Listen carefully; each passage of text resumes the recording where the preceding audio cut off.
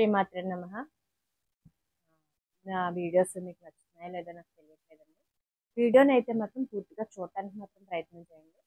చూసిన తర్వాత అప్పుడు లైక్ చేసి, కామెంట్స్ షేర్ చేయండి. ఈరోజు పెళ్లి రోజులు, పుట్టినరోజులు జరుపుకున్న ప్రతి ఒక్కరికి నా శుభాకాంక్షలు తెలియజేస్తున్నాను. అయితే ఈరోజు నేను ఒక విషయం చెప్పాలనుకుంటున్నాను. చెప్పడం అంటే ఏం లేదు, అందరికీ తెలిసిన విషయం. ఒక సినిమాలో ఒక డైలాగ్ ఉంటుంది, అదుపు అదుపు మాట పొదుపు.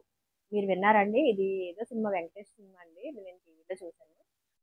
సో ఏదో సంథింగ్ అయితే ఆ మాట నాకు చాలా బాగా నచ్చింది.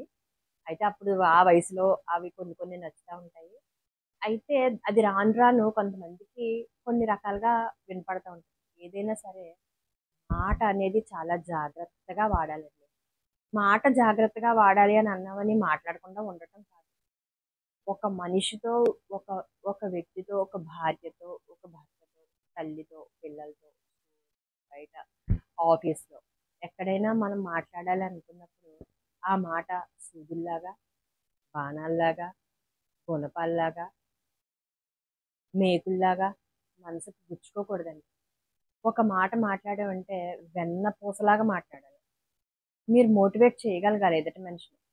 చూడండి, కొంతమంది మాట్లాడతారు, గబగబా మాట విసిరేస్తారనమాట.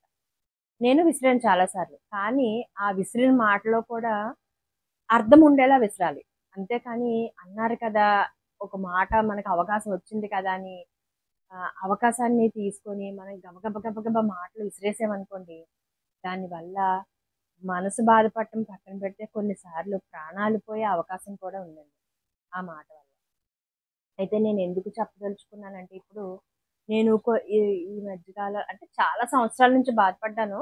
బట్ ఈ మధ్యకాలంలో ఇంకా బాగా ఎక్కువ బాధపడ్డానండి. కొన్ని మాటల వల్ల నేను చాలా బాధపడ్డాను. ఆ మాట నాకు మనసుకి మేకులాగా, బాణంలాగా గుచ్చుకున్నాయి.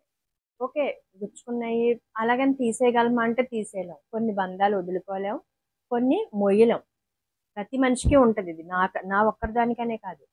సాటి ఆహ్, ఒక ఆడపిల్లగా కానీ, ఒక ఇంట్లో బయట వర్కింగ్ ఉమెన్‌గా కానీ ప్రతి ఆడవాళ్ళు ఫేస్ చేసేదే. అలాగని ఆ మగవాళ్ళు ఏం తక్కువ కాదండి. వాళ్ళు అంతకంటే ఎక్కువ ఫేస్ చేస్తారు. అవి ఏంటంటే ఎక్కువ వాళ్ళు ఆఫీస్‌లో ఫేస్ చేస్తూ ఉంటారు. అదంతా ఫ్రస్ట్రేషన్ తీసుకొచ్చి ఇంట్లో మన మీద రుద్దుతా ఉంటారు. ఓకే, అయి మనం అర్థం చేసుకుంటాం. కానీ అదే మాట సున్నితంగా ఆహ్, మనం చెప్పగలగాలి. ఉదాహరణకి నేనేం చెప్తానంటే, టిఫిన్ తింటారా అని అడిగామనుకోండి, నాకిప్పుడు అక్కర్లేదు అనటం వేరు. ఇప్పుడు వద్దులే తర్వాత తింటాను అనటం వేరు. చూడండి, మాట్లాడే మాటలు కూడా 2 రకాలు. మాటకి చాలా కోణాలుంటాయండి. ఒక మాటని, ఒక విషయాన్ని, ఒక మాట చెప్పినప్పుడు అది 2 రకాలుగా అర్థం చేసుకోవచ్చు. అందులో పాజిటివిటీ ఉంటది, నెగటివిటీ ఉంటది.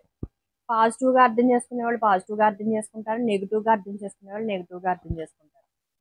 ప్రస్తుతం ఉన్న సమాజంలో ఎక్కువ నెగటివిటీయే ఉంది. ఎందుకంటే వె ఎందుకు నెగటివిటీ ఎక్కువుంది? మన మైండ్ మీద నెగటివిటీ ఎందుకు ఎక్కువగా వర్క్ చేస్తుంది అంటే, వీళ్ళు తెల్లారి లేసి ఏం చేస్తారంటే బయట సొసైటీలో చూసేవన్నీ నెగెటివే చూస్తారు. ఎవడు ఎవడిని చంపాడు? ఎవడు ఎవడిని కొట్టాడు? ఎవడు ఇంట్లోకి ఎవడు దూరుతున్నాడు? ఎవడు ఆస్తి సంపాదించుకున్నాడు? ఎంతసేపు ఇదే.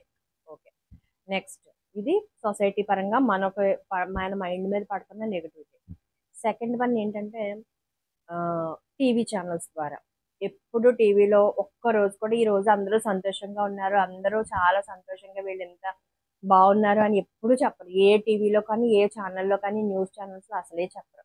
ఎక్కడ చచ్చిపోయారు, ఎక్కడ బస్సు కాలిపోయింది, ఎక్కడ ఇది అయిపోయింది. ఏదో రియాలిటీ ఉండొచ్చు. కానీ దాన్నంత వైలెంట్‌గా చెప్పటం అనేది న్యూస్ ఛానల్స్ బాగా ఎక్స్‌పర్ట్స్ అన్నమాట. అది మన మైండ్ మీద ఒక రకమైన ఫోకస్‌ని కలిగించేస్తా ఉంటది. అప్పుడు మన మైండ్ ఏమవుద్దంటే ఎప్పుడు నెగటివిటీని ఎక్కువ స్వీకరిస్తా ఉంటది. మూడోది టీవీ సీరియల్స్. సీరియల్స్‌లో అత్తగారిని కోడలు ఎలా చంపాలి, కోడల్ని అత్తగారు ఎలా చంపాలి, ఒక మొగుడికి ఇద్దరు భార్యలు ఎలా ఉండాలి, ముగ్గురు ఎలా ఉండాలి, ఆడికి పాత లవర్ ఎలా ఉండాలి, దీనికి ఈవిడికి పాత పాస్ట్ ఎలా ఉంటది, ప ప్రెజెంట్ ఎలా ఉంటది, ఈవిడ ఎంతమందిని మేనేజ్ ఇంకా ఇలాంటి ఘోరాతి ఘోరమైనది ఒకటి. ఇంకోటేంటంటే ఎవరిని చంపాలి, కుళ్ళు కుతంత్రాలు, బిజినెస్‌ల్లో ట్రాప్ చేయటాలు ఇలాంటియన్నీ ఉంటాయి. కాబట్టి ఇలాంటివన్నీ నెగటివిటీకి ఎప్పుడైతే ఒక మనిషి దగ్గరవుతాడో, ఆ మనిషి యొక్క మైండ్ సెట్ ఎలా ఉంటదంటే, ఆ మైండ్ కూడా నెగటివిటీ కోరుకుంటా ఉంటదనమాట. ఎప్పుడు పాజిటివ్‌గా చెప్పింది గుర్తుపెట్టుకోదు. నెగెటివ్‌గా చెప్పింది తొందరగా క్యాచ్ చేస్తది మైండ్. కాబట్టి మనం ఏం చేయాలంటే, ఎప్పుడు కూడా నెగెటివ్ చెప్పినప్పుడు దాన్ని వింటున్నారు కాబట్టి విన్నదంతా మైండ్లోకి వెళ్ళిపోతే అది ఒప్పుకుంటారు. కానీ ఎప్పుడు పాజిటివ్గా ఉండడానికి ప్రయత్నించండి. పాజిటివ్గా అంటే నిజమే, ఎవరైనా ఏదైనా మిమ్మల్ని అన్నారు, ఓకే, ఇట్స్ ఓకే, దాన్ని వదిలేయండి. అంతేకాని మనసులోకి లోపలికి తీసేసుకోకండి. ఒక మాట మనం మాట్లాడామంటే ఎదుటి మనిషికి బాధ కలిగేలాగా ఉండకూడదు. ఎదుటి మనిషికి కొద్దిగా ఊరట కలిగించేలాగా ఉండాలి. ఏ ఏదైనా ఒక కష్టం చెప్పొచ్చు. ఒక స్నేహితులు వచ్చి మనకి ఏదైనా కష్టం చెప్పడానికి, ఎళ్ళేవరా నువ్వు ఇంతేలేరా, ఇదివరకు ఇలా చేసావురా అంటం వేరు.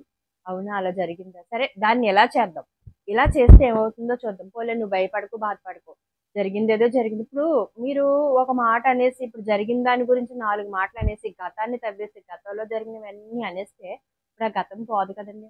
గతం గతంలాగే ఉంటుంది. ఒక పేపర్ మీద మనం పెన్నుతో రాసిన దానికి పెన్సిల్తో రాసిన దానికి చాలా తేడా ఉంటుందండి. ఎప్పుడు కూడా మన మాటలు పెన్సిల్తో రాసినట్టు ఉండాలి, ఎందుకంటే అది మళ్ళీ చెరుపుకునేలా ఉండాలి. మన గతం పెన్నుతో రాసింది అనమాట. ఈ పెన్నుతో రాసిన రాతలు ఎప్పటికీ పేపర్ చిరిగిపోవాలి కానీ చెరుపు, అలాగే మన ప్రాణం పోయే వరకు అది చెరిగిపో. అలాగని పెన్నుతో రాసిన పేపర్ని పట్టుకుని జీవితాంతకాలం జేబులో పెట్టుకుని తిరుగుతానంటే ఎలా కుదురుతుంది? కాబట్టి అందరూ కూడా మాట మంచిగా మాట్లాడటం నేర్చుకోండి. ఎదుటి మనిషి మనం మాట్లాడేమంటే కనుక ఎదుటి మనిషి కొద్దిగా ఊరట కలిగేలాగా ఉండాలి కానీ వైలెన్స్ కలిగించేలాగా ఉండకూడదు.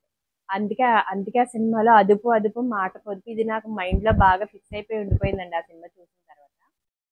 నేను సాధారణంగా సినిమాలు చూడను. ఎప్పుడో ఒక 25, 30 ఏళ్ల క్రితం చూసిన సినిమా ఏమో అది. అప్పుడే వచ్చి ఉండొచ్చు కూడా. వెంకటేష్ గారి సినిమా, అది నాకు సరిగ్గా జ్ఞాపకం కూడా లేదు. అయితే మాట అనేది ఎప్పుడు కూడా వెన్నపూసలాగా ఉండాలన్నమాట. అది మనకి తినడానికి టేస్ట్‌గా ఉండాలి. అలాగే పట్టుకుంటే చూడండి, వెన్నపూస తింటే గొంతులో గుటుక్కుని జారిపోద్ది. పట్టుకుంటే మెత్తగా ఉంటది. స్మెల్ కూడా అదొక రకమైన స్మెల్ వస్తది. అలాగా మాట అనేది ఎదుటి మనిషిని బాధ పెట్టకుండా ఉన్నప్పుడే మనకి మాట్లాడే అర్హత ఉందని తెలుసుకోవాలి. మీ అందరికీ మాట్లాడే అర్హత ఉందో లేదా అనేది ఒకసారి మీకు మీరే చెక్ చేసుకోండి.